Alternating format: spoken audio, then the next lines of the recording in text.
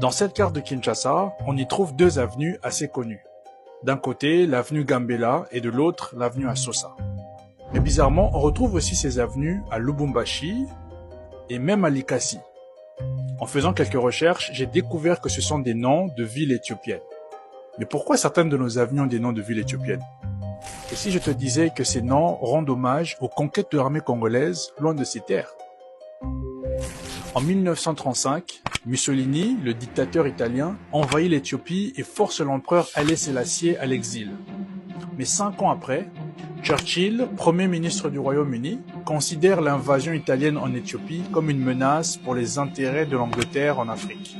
Alors il fait appel à la force publique, l'armée congolaise, pour mettre un terme à cette invasion. Dans les jours qui suivent, 5000 soldats et porteurs congolais traversent le Soudan, direction l'Éthiopie, avec pour seul objectif libérer un peuple frère. Le 11 mars 1941, la ville d'Assosa est libérée des mains des Italiens par les soldats de la force publique. Le 23 mars, celle de Gambela tombe à son tour. Un soldat se distingue, il s'appelle Louis Bombozo. Il bombarde les Italiens avec une précision redoutable. Mais l'apogée de cette campagne arrive dans la ville de Sayo le 18 juin 1941. Malgré leur nombre réduit, les soldats congolais font complètement capituler l'armée italienne en utilisant des méthodes de guérilla. Résultat, 9 généraux seront capturés, 370 officiers, des milliers de soldats italiens et un arsenal d'équipements italien entier sera complètement saisi par l'armée congolaise. Quelques mois plus tard, l'empereur Haïlé Sélassié rentre d'exil. Avec la participation des soldats congolais, l'Éthiopie sera libérée de l'invasion italienne.